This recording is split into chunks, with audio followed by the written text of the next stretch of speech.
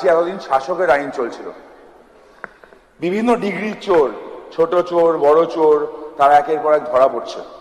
গতকাল তার বক্তৃতার সামনে আমার বন্ধুবর কৌস্তব বাগচি যখন কি চোরদের কথা বলেছিল, আমি দেখলাম এই কক্ষে কিছুজন ব্যাপারটা গায়ে মেখে উঠে দাঁড়ালেন। যারা এতকাল সরকারে ছিল, স্যাক্টের কথা তাদের মনে পড়েনি, কলেজ সার্ভিস কমিশন নিয়ে তাদের মনে পড়েনি, এসএসসি প্রাইমারি যারা চাকরি প্রার্থী তাদের কথা মনে পড়েনি। আপনার সময় 7 মিনিট। সময় 7 মিনিট।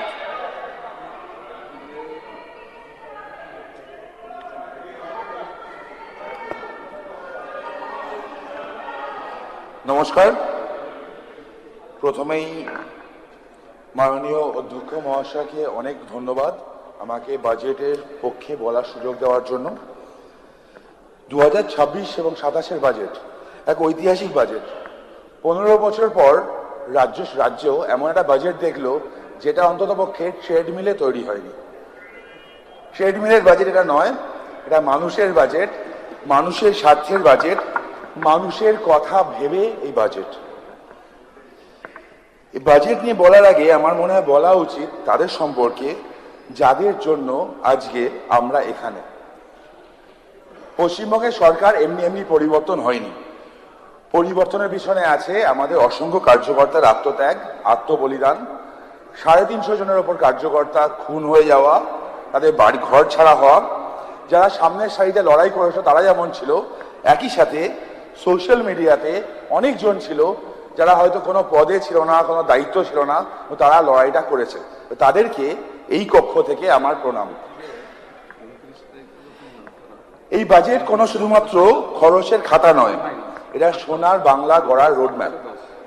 ভোটের আগে আমরা সংকল্পপত্র দিয়েছিলাম এবং সেই সংকল্পপত্র মেনে প্রত্যেকটা জায়গা টাচ করে যে 8 মাসে যে বাজেট, নতুন সরকার যার বয়স এখনো 2 মাস হয়নি, 8 মাসের জন্য বাকি যে বাজেটটা করা হয়েছে, প্রত্যেকটা সেক্টরের কথা মাথায় রাখা হয়েছে। সরকারি কর্মচারীদের কথা যেমন বলা হয়েছে এখানে, তাই 20% দিয়ে, আগে তো ডিএ চাইলে বলা হতো ঘেউ ঘেউ করবে না, যতই দিই ততই চাও, চাওয়ার আর শেষ নেই। সরকারি কর্মচারীরা যাদের মাধ্যমে সরকার তাদের বিভিন্ন প্রকল্পগুলো রূপদান করে, তাদেরকে তুলনা করা হতো কুকুর বিড়ালের সাথে। এটা লজ্জাজনক। সরকারি কর্মচারীদের ডিএ আটকানোর জন্য এই সরকার প্রথমে স্টেট অ্যাডমিনিস্ট্রেটিভ ট্রাইব্যুনাল, তারপর হাইকোর্ট, তারপর সুপ্রিম কোর্ট কোটি কোটি টাকা খরচা করেছে, তো তাদের জ্বালাতনের কথা কোনোদিন ভাবেনি। আশাকর্মী, অঙ্গনবাড়ি কর্মী, village police, civic volunteer, home guard, তাদের প্রত্যেকের ভাতা বৃদ্ধি হয়েছে। হ্যাঁ, জায়গাগুলো হয়তো ছোট, কিন্তু এদের গুরুত্ব কতটা যারা কাজ করে তারা জানে। এই জন্য রাজ্যের মাননীয় মুখ্যমন্ত্রী এবং অর্থমন্ত্রীকে ধন্যবাদ। এই সরকার শুধুমাত্র প্রতিশ্রুতি দেয় না, এই সরকার প্রতিশ্রুতি পূরণ করে। এতকাল ধরে যুব সমাজের সাথে ছিলাম, এখনো আছি। যুব সমাজ এবং কর্মসংস্থান, দেশের রাজ্যের যুবক এবং যুবতীরা যদি না এগোয় তাহলে রাজ্য এগোবে না। তাই জন্য এই বাজেট নতুন একটা দিশা দেখিয়েছে। স্টার্ট আপের জন্য যে 10 লক্ষ টাকা দেওয়া হচ্ছে, 5 লক্ষ টাকা লোন এবং 5 লক্ষ টাকা গভর্নমেন্টের তরফ থেকে, এর ফলে নতুন অনেক স্টার্ট আপ আসবে এবং সেখানে বিপুল পরিমাণে কর্মসংস্থান হবে। এই জন্য সরকারকে ধন্যবাদ। 1 লক্ষ সরকারি চাকরি যে ঘোষণা করা হয়েছে, তার মধ্যে শিক্ষাক্ষেত্রে 50,000, পুলিশ বিভাগে 20,000 এবং অন্যান্য যে সুনির্দিষ্ট পরিকল্পনা আছে তার জন্য ধন্যবাদ। Police it's a very important thing. পুলিশের সংখ্যা যেখানে কমে যাচ্ছে, রাজ্যের আইন শৃঙ্খলা রক্ষা করা অসুবিধা হয়ে যাচ্ছিল। এমনিতেও রাজ্যে এতদিন শাসকের আইন চলছিল। পশ্চিমবঙ্গের মানুষ আইনের শাসন কাকে বলে এই 2 মাসে বুঝতে পারছে। বিভিন্ন ডিগ্রির চোর, ছোট চোর, বড় চোর, তারা একের পর এক ধরা পড়ছে। গতকাল তার বক্তৃতার সামনে আমার বন্ধুবর কৌস্তব বাগচি যখন কি চোরদের কথা বলেছিল, আমি দেখলাম এই কক্ষে কিছুজন ব্যাপারটা গায়ে মেখে উঠে দাঁড়ালেন। মানে ঠাকুর ঘরে কি আমি তো কলা খাইনি মতো হয়ে গেল। শিক্ষাক্ষেত্রে যেমন নিয়োগের দরকার আছে, আমি এই কক্ষের মাধ্যমে মাননীয় শিক্ষামন্ত্রীর কাছে কতগুলো বিষয় বলতে চাই। এখানে চলছিল অনেক কথা বললো, দেখলাম, শুনে মনে হলো আজকে একই শুনি আজ মন্থরার মুখে।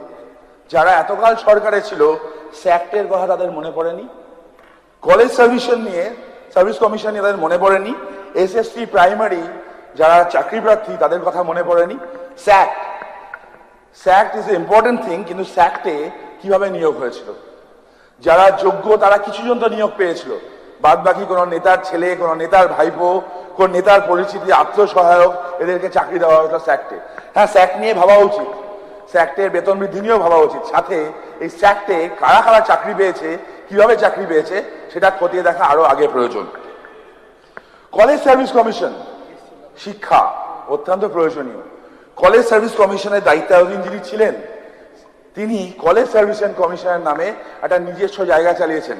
একটা অদ্ভুত জিনিস চলেছিল যেটা ইউজিসিতে ছিল না, domain knowledge. Domain knowledge 40 marks include করা হয়, যার ফলে ইলিগেল অ্যাপয়েন্টমেন্ট হয় কলেজ সার্ভিস কমিশনে, টাকা দিয়ে বিক্রি হয়। যেহেতু সংখ্যাটা কম চোখে পড়তো না, কোর্টে আমরা থাকতাম, কোর্টে দেখতাম, সেখান থেকে ব্যাপারগুলো আরো চোখে পড়ে। এই চোরেদের সাম্রাজ্যটা 15 বছর চলেছিল, একটা সেক্টর না, কোনো একটা সেক্টর ছিল না যেখানে চুরিটা হয়নি। সাথে অন্যায়ভাবে না বলি, এসএসসি যারা রাস্তায় বসে আছেন, যারা যোগ্য ছিল, যাদের চাকরি বিক্রি হলো, প্রাথমিক 2016 যাদের চাকরিগুলো বিক্রি হলো, যেখানে রিজার্ভেশন মানা হলো না।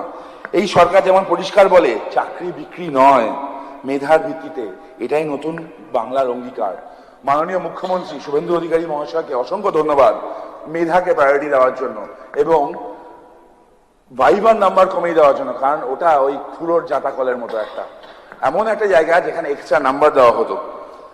আমি রাজারহাট গোপালপুর থেকে আসছি, রাজারহাট গোপালপুরের বিধায়ক। আমি রাজারহাট গোপালপুর নিয়ে কথা না বলি তাহলে অন্যায় হবে। ভিআইপি রোডের দুই ধারে আপনারা যখন জানেন, পুরো কক্ষে সবাই আগেও যারা দেখছেন, ভিআইপি রোডের দুই ধারে আপনারা দুটো নয়নজুলি দেখতে পেতেন। নয়নজুলিগুলো যখন ছিল তখন ওখানে জল জমতো না। আজকে সেই নয়নজুলিগুলো বুঝে গেছে একসময় তৎকালীন সাইরেন মন্ত্রী, দুঃখিত, দমকল মন্ত্রী সুজিত বসু জায়গাগুলো ইচ্ছা করে বুঝিয়েছে নিজের প্রমোটিং এর জন্য, নয়নজুলিগুলো বুঝিয়েছে, তার ফলে পুরো রাজারহাট গোপালপুর জলের তলায় যায়। প্রত্যেক বছর রাজারহাট গোপালপুর বিস্তীর্ণ এলাকা জলের তলায় যায়, কারণ ওখানে আনপ্ল্যান ভাবে সবকিছু ইলিগাল কনস্ট্রাকশন চলছে। রাজারহাট গোপালপুরে যদি কথা বলি, আমি প্রত্যেকবার বাগজোলা খাল সংস্কার হয়, ওপর থেকে প্লাস্টিক সরানো হয়, তলার পলি কোনোদিন সরানো হয় না। টাকা আসে, টাকাগুলো যায় কোথায় সেটার হিসাব হওয়া আজকে প্রয়োজন আছে। স্বাস্থ্য ব্যবস্থা আমি মেনশন করার সময় বললাম, একটা বড় বিধানসভা, অনেক মানুষ থাকেন সেখানে, সেখানে স্বাস্থ্য ব্যবস্থা, একটা সরকারি হাসপাতাল নেই।